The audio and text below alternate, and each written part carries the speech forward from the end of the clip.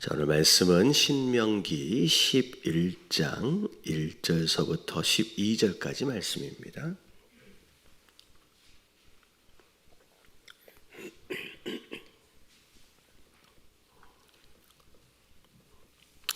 신명기 11장 1절서부터 12절까지 말씀 교독합니다. 그런즉 내 하나님 여호와를 사랑하여 그가 주신 책무와 법도와 규례와 명령을 항상 지키라.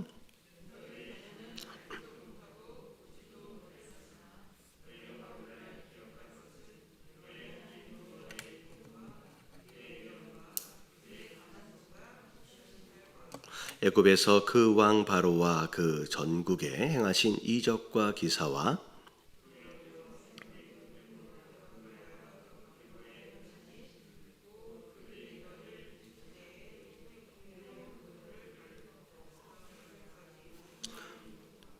또 너희가 이곳에 이르기까지 광야에서 너희에게 행하신 일과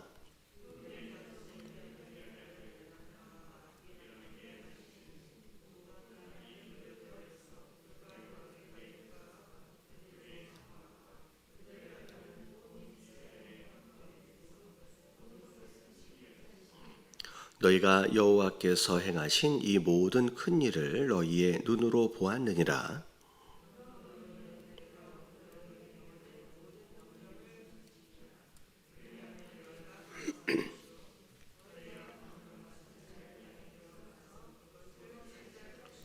또 여호와께서 너희의 조상들에게 맹세하여 그들과 그들의 후손에게 주리라고 하신 땅, 곧 젖과 꿀이 흐르는 땅에서 너희의 날이 장구하리라.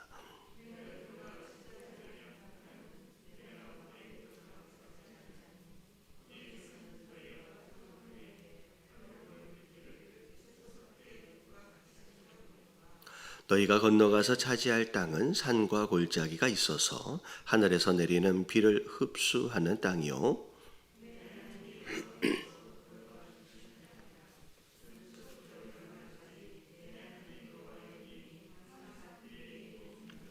아멘. 자, 오늘 11장 1절에 나오는 그런즉 내 하나님 여호와를 사랑하여 그가 주신 책무와 법도와 규례와 명령을 항상 지키라. 사실 이 구절 자체가 신명기 전체 주제라고 생각하시면 될 것 같습니다. 신명기 안에 나오는 말씀은 그렇게 다양한 스토리의 내용들이 있는 것이 아니라 방금 읽어봤던 그 1절의 내용들이 계속 장마다 이제 반복해서 나오고 있고요. 그래야만 하는 이유와 그래야만 하는 목적에 대하여 계속 반복적으로 설명을 하고 있습니다. 그래서 우리가 신명기를 계속 보고 있는데 매일 그냥 거의 똑같은 말씀이에요. 근데 자, 오늘 하나님을 사랑하고 그분의 말씀에 대하여 순종해야 하는 이유에 대해서 2절서부터 쭉 설명을 하고 계시는데 2절서부터의 내용은 과거에 있었던 출애굽 전서부터 있었던 그 하나님의 역사하심에 대하여 기억하란 얘기예요. 다시 말하면 우리가 순종할 수밖에 없는 이유는 그동안 하나님께서 우리 삶 가운데 어떤 일을 어떻게 행하셨는지를 보면 우리가 순종할 수밖에 없다라는 거죠. 자, 그래서 2절서부터를 보면 너희의 자녀는 알지 못하고 보지도 못하였으나, 어떻게 보면 이제 출애굽 2세대라고 생각할 수 있을 것 같아요. 광야에서 태어난 너희의 자녀들, 어쩌면 일부는 경험했겠지만 대부분은 출애굽 그때 상황은 경험하지 못했던 자들이거든요. 그렇지만 너희는 안다는 거죠. 너희, 지금 이 말씀을 듣고 있는 너희는 자, 오늘날 기억해라. 자, 너희 하나님 여호와의 교훈뿐만 아니라 자, 그의 위엄과 그의 강한 손과 펴신 팔과 지금 하나님의 능력에 대해서 이야기하시는 거예요. 자, 애굽에서 그 왕 바로와 그 전국에 행하신 이적과 기적. 자, 이 전국에 행하셨던 이적과 기사는 자, 출애굽 바로 직전에 있었던 모세를 통하여 허락하신 애굽 땅의 10가지 재앙 기적에 대한 그 말씀입니다. 자, 10가지 재앙, 이 나일강이 피로 변하는 사건에서부터 시작해서 장자가 사람서부터 짐승에 이르기까지 모든 첫 번째 난 자들이 다 죽는 거, 그 재앙까지가 이제 10가지 재앙인데요. 사실은 이 재앙은 이제 어떤 의미로서 생각을 하시면 되냐면, 애굽이 그동안 수백 년 동안 수천 년 동안 섬겨왔던 그들의 신들에 대한 하나님의 심판이에요. 그러니까 이 전 말씀을 보면, 어제 말씀을 보면 신들 중에 신이고 주 중에 주다. 그러니까 어떤 신들과도 비교할 수 없는 하나님, 그리고 어떤 주와도 비교할 수 없는 주인 되신 분, 바로 애굽이 이 당시만 해도 사실은 가장 강대국이었는데, 그들이 섬기던 신들을 어떻게 보면 말 한마디로 그냥 다 진멸시켜버리고 다 이제 망가뜨려 버리는 그 하나님의 능력을 기억하라는 거죠. 그러면 하나님만한 그런 신이, 비교되어질 만한 신이 없다라고 지금 말씀하고 계시는 거예요. 그래서 10가지 재앙은 애굽이 섬기던 신들에 대하여 하나님이 그냥 직접 손을 대신 거예요. 자, 그리고 뿐만 아니라, 자, 출애굽의 상황을 보면 애굽의 군대 그리고 말과 병거들이 이스라엘 백성들을 쫓아오잖아요. 쫓아왔을 때 이스라엘 백성들은 홍해를 무사히 다 건넜는데, 그 홍해를 함께 들어와서 건너려고 했던 애굽 군대들이 그 물 안에서 전부 다 수장이 되어 버립니다. 실제로 제가 전에 출애굽기 강해 설교를 할 때 요 내용들을 사진을 좀 보여드린 적이 있어요. 자, 오늘날 사실은 홍해가 둘로 좀 나눠져 있습니다. 그러니까 시나이 반도라고 이렇게 돼 있고, 이렇게 동쪽에 아라비아, 그 사우디 아라비아가 있거든요. 근데 사우디 아라비아 쪽으로 나 있는 홍해가 있고요. 그리고 이제 이집트 쪽으로 나 있는 홍해가 있어요. 근데 사우디 시나이 반도를 중심으로 해서 사우디 아라비아 쪽으로 넘어가는 홍해에 가보면 실제로 홍해를 건넜던 장소가 있습니다. 홍해를 건넜던 장소가 있어요. 자, 근데 그 장소의 밑에를, 그 이제 바닷속 밑에를 들어가 보니까 실제로 그 애굽 병사들이 이제 수장이 되었던 흔적들이 굉장히 많이 남아 있어요. 근데 바닷속에 어마어마하게 많은 그 마차 바퀴들이 다 빠져가지고 그것이 이제 수장이 되어 있는 것들이 많이 있고요. 그리고 많은 유골들이 있는데, 실제로 채집을 해가지고 DNA를 검사를 해본 결과 이제 이집트인들의 이제 조상으로 추측이 되어지는 그런 많은 유골들이 그 안에서 많이 발견이 됩니다. 그래서 그냥 옛날 이야기, 어떻게 보면 그냥 뭐라 그럴까요? 그냥 전설 속에 그냥 이야기 든 것처럼 생각할 수 있지만, 실제로 현장에 이런 흔적들이 굉장히 많이 남아 있고요. 그리고 그 홍해를 건너온 뒤에 아라비아 그 광야에서 이스라엘 백성들이 40년 동안 이제 있는 동안에 살면서의 흔적들이 굉장히 많이 남아 있습니다. 그래서 텐트를 쳤던 흔적들과 심지어 금송아지를 이제 섬겼던 그 제단까지도 실제로 아직도 남아 있습니다. 그런데 사우디 아라비아 쪽에서는 그걸 철망으로 다 쳐가지고 못 들어가게 만들어놨어요. 이유가 뭐냐면, 아라비아 사람들은 누구의 후손들이냐면 에서의 후손들이고 이스마엘의 후손들이에요. 근데 이삭의 후손들을 위해서 하나님이 그렇게 축복하셨다라고 하는 거에 대한 흔적을 오히려 막 지우고 싶은 거죠. 그래서 공개하지 않고 전부 다 군사지역으로 다 막아놓고 있습니다. 근데 실제로 이 모습들이 다 있다라는 거예요, 현장 가운데도. 그래서 홍해를 건넌 그것까지, 그리고 또 너희가 이곳에 이르기까지, 다시 한번 가나안 땅 안에 들어가기 바로 직전이잖아요. 그 광야에서 하나님께서 어떻게 행하셨는지, 불기둥과 구름기둥으로 그들을 보호하시고 아무것도 먹을 것이 없는 그 장소에서 만나로 먹이시고 메추라기로 먹이시고 바위를 깨트려서 또 물을 내서 먹이시고 심지어 옷이 헤어지지 않도록까지 하시면서 신발이 헤어지지 않도록까지 하시면서 지금까지 40년 동안 인도하셨던 그 하나님에 대하여 기억해 보라는 거예요. 다시 말하면 말씀에 순종하기 전에 그 말씀을 허락하신 그 하나님이 누군지에 대하여 생각을 해보라는 거예요. 근데 지금 이 쭉 이어지고 있는 말씀이 사실은 하나님의 두 가지를 이야기하고 있어요. 첫 번째는 하나님의 전능하심이에요. 하나님이 얼마나 큰 능력을 가지신 위대하신 신인지에 대하여 생각을 해봐야 되고요. 그리고 두 번째는 하나님과 너희와의 관계성이에요.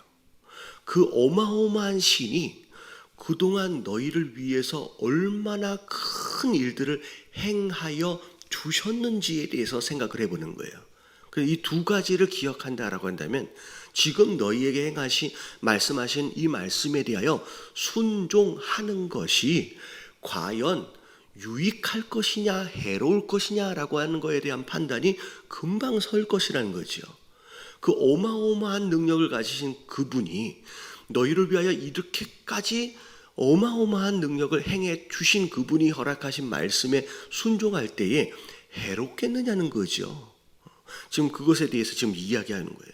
심지어 6절을 보면 자, 루벤 자손 엘리압의 아들 다단과 아비람이라 하는 아비람에게 하신 일, 곧 땅이 입을 벌려서 그들과 그들의 가족과 그들의 장막과 그들을 따르는 온 이스라엘의 한 가운데서 모든 것을 삼키게 한 일이라. 다시 말하면 이 다단과 아비람이 모세와 아론의 권위에 도전했습니다. 그래서 하나님이 그들과 그들을 따르던 자들을 땅이 입을 벌리게끔 해가지고 삼켜버렸어요.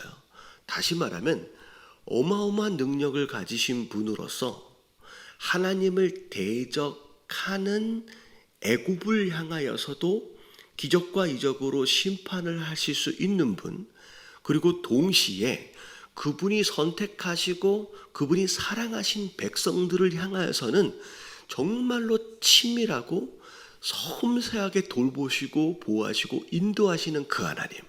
하지만 또 하나님의 권위에 대하여 도전하고 반역하는 자들을 향하여서 마땅히 심판하시는 그 하나님이에요. 그러니까 하나님은 그냥 마냥 우리가 원하는 대로 다 응답해 주시는 그냥 착한 산타 할아버지가 아니라는 거예요. 그분을 향하여 도전하고 반역하고 할 때에 그분께서는 그분의 능력으로 땅이 입을 벌려서라도 심판하시는 그런 하나님이라는 거죠. 하나님은 사랑의 하나님이시지만 하나님은 또한 공의 하나님으로서 심판하시는 하나님이라는 거죠. 그래서 그런 일들을 너희가 여호와께서 행하신 이 모든 큰 일을 너희가 눈으로 보았느니라. 다시 말하면 자손들, 지금 자녀들을 다 보지는 못했지만 지금 이 이야기를 듣고 있는 지금 광야 1세대, 1.5세대 정도는 이 일들에 대해서 다 눈으로 본 것이 아니냐라고 이야기하는 거예요. 자, 그래서 8절에가 그러므로예요.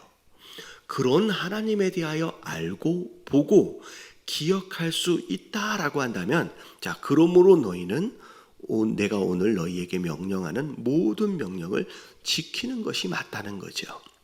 자, 그러면 세 가지를 약속하시는 거예요. 자, 그리하면 너희가 강성하게 될 거래요. 강할 뿐만 아니라 번성한다는 거예요. 그러니까 강성은 강하다는 얘기와 번성하다는 얘기가 같이 가는 거예요. 너희 민족이 강할 뿐만 아니라 숫자적으로도 번성하게 될 것이다. 그리고 너희가 차지할 땅에 들어가서 그것을 다 차지할 것이다. 가나안 땅을 하나님이 주신다는 거예요. 여호와께서 너희 조상들에게 맹세하여 그들과 그들의 후손들에게 주려고 하신 땅, 곧 젖과 꿀이 흐르는 땅에서 너희의 날이 장구하리라. 그러니까 어떻게 보면 강성할 뿐만 아니라 땅을 소유할 뿐만 아니라 그 땅에서 오랫동안 누리며 살게 될 것이다 라고 세 가지를 약속하시는 거예요. 반드시 그 하나님께서는 그렇게 하실 수 있는 분이다라고 말씀하고 계시죠. 자, 그러면서 자, 장차 너희가 들어갈 가나안 땅이 어떤 땅인지에 대하여 설명을 하고 계시는데, 자, 10절의 내용은 애굽 땅의 모습입니다. 자, 애굽 땅과 같지 아니하니 거기서는, 자, 애굽 땅에서는 너희가 파종한 후에 발로 물대기를 채소밭의 댐과 같이 하였거니와, 다시 말하면 애굽 땅에서의 땅은 물을 대는 땅이에요. 그러니까 비가 내리면 나일강이 범람하거든요. 범람한 그 나일강의 물을 따로 이렇게 모아서 댐을 만들고 호수를 만들고 작은 연못을 만들어 가지고 모아진 그 물을 가지고 쓰는 겁니다. 마치 창고를 지어서 저장을 해놓고 필요할 때 꺼내 쓰는 것처럼 했던 땅이 나일강이에요. 왜냐하면 나일강은 물이 고이는 땅입니다. 자, 그래서 이걸 뭐라 그러면 관계수로라 그러거든요. 근데 농사를 짓는 방법 자체가 아예 그렇게 돼 있어요. 자, 근데 자, 너희가 들어갈 가나안 땅은 물이 고이는 땅이 아니에요. 다시 말하면 창고를 지어놓고 창고 안에다가 무엇인가를 넣어놓고 필요할 때 빼다 쓰는 그런 땅이 아니라, 자, 산과 골짜기가 있어요. 하늘에서 내리는 비를 뭐하는 땅이래요? 흡수해버리는 땅이에요. 다시 말하면 비가 막 내렸을 때 물이 범람을 하잖아요. 그러면 그걸 어느 한 곳에다가 모아놓고 필요할 때 쓰면 참 좋은데 그럴 수가 없어요. 왜냐하면 그냥 물이 흡수가 돼버려요. 그래서 내 하나님 여호와께서 친히 돌봐주셔야 돼요. 다시 말하면 한 4일만, 한 일주일만, 아니면 한 달만 비가 안 내려도 굉장히 곤란한 땅이에요. 그렇기 때문에 하나님께서 필요를 따라 계속 비를 내려주시고 관리해 주셔야만 하는 땅이 바로 가나안 땅이라는 거죠. 그래서 비가 1년만 안 오면 그냥 황폐해져 버립니다. 하지만 애굽은요, 1년 동안 안 와도 상관없어요. 왜냐하면 애굽에서 사실은 물이 시작된 게 아니에요. 그 나일강을 쭉 따라 올라가면 우간다라고 하는 열대 밀림 지역에서 물이 시작이 됩니다. 그래서 그냥 애굽에서 비가 한 1년, 2년 안 와도 나일강은 마르지 않아요. 왜냐하면 애굽에서 물이 시작된 게 아니라서. 그렇기 때문에 애굽은 한마디로 얘기하면 하나님 없이도 그냥 살만한 땅이에요. 내가 지혜를 잘 쓰고 내가 물만 잘 저장을 해놓으면 하나님 없이도 살만한 땅입니다. 근데 가나안 땅은 하나님 없이는 도저히 살 수 없는 땅이 되는 거예요. 어떻게 보면 젖과 꿀이 흐르는 땅이다라고 말씀하고 계시긴 하지만 광야하고 별로 다르지는 않습니다. 그냥 하나님께서 때를 따라 비를 적당히 내려주시고 있기 때문에 가나안 땅이 젖과 꿀이 흐르는 땅이 되어지는 거예요. 이런 우리가 잘 알아야 돼요. 우리가 살고 있는 땅과 하나님과 상관이 없는 믿지 않는 사람이 살고 있는 땅이 달라요. 삶의 원리가 달라요. 같은 한국 땅에 살고 있고요. 그리고 같은 김포 지역에 살고 있더라도 저들이 살고 있는 땅과 우리가 살고 있는 땅이 아예 달라요. 여러분, 저들은요, 머리 잘 쓰고 잘 저축해 놓고 열심히 일하면 먹고 살만한 땅에 살고 있는 거예요. 근데 우리는요, 머리 잘 쓰고 저축 잘하고 열심히 일한다고 잘 먹고 잘 사는 게 아니에요. 여러분, 하나님의 자녀가 되어지는 순간 우리는 애굽 땅에서 가나안 땅으로 옮겨진 자예요. 우리의 지혜로 살아가지 못합니다. 우리가 잘 준비한다고 살아가는 땅이 아니라는 거예요. 자, 우리가 이걸 굉장히 잘 알아야 돼요. 우리는 이미 애굽 땅에서 가나안 땅으로 옮겨진 자들이에요. 그래서 우리가 살고 있는 땅이 전혀 다르다라고 하는 거, 열심히 일한다고 잘 사고 잘 먹고 잘 사는 게 아니다라고 하는 걸 여러분 기억하시면서, 여러분, 우리는 하나님의 섬세한 돌보심과 보호하심이 없으면 살 수 없는 그 땅에서 우리가 살고 있다는 거예요. 그래서 우리가 의지해야 할 대상은 나일강이 아니고 그동안 열심히 우리가 일했던 그런 우리의 노력들도 아니고 철저한 하나님의 보호하심과 돌보심만이 우리가 필요한, 바로 그 필요한 우리가 의지할 수 있는 것이다 라고 하는 것이죠. 그래서 오늘 쭉 말씀하고 계시는 건 뭐냐면 너희는 그런 하나님이 돌보시는 그 땅에서 살아가야 할 존재이기 때문에 뭐만 잘하면 된대요. 하나님을 사랑하고 하나님 너에게 허락하시는 그 말씀에만 잘 순종하며 살면 너희가 댐을 만들 필요도 없고 창고를 만들어서 모아놓을 필요도 없고 하나님에서 적절한 때에 필요한 것들을 공급하시면서 너희를 돌보아 가실 것이다 라고 말씀하고 계시는 거예요. 오늘 말씀하신 것처럼 강성하게 될 것이고 너에게 필요한 땅을 허락하실 것이고 그 땅에서 장구하게 장수하며 누리며 살 것이다 라고 하는 이 말씀을 기억하시면서 오늘 하루도 하나님, 오늘도 다른 게 아니라 하나님을 사랑하며 하나님의 말씀에 순종하는 삶을 살 수 있도록 도와달라고, 애굽 땅이 이제는 아니라 가나안 땅에서 살고 있다라고 하는 것을 기억할 수 있는 사람이 될 수 있도록 해달라고 우리 다 같이 주님 한번 부르짖고 통성으로 기도하며 오늘 하루 시작하도록 하겠습니다. 자, 기도합니다. 시작. 주님, 하나님 감사합니다.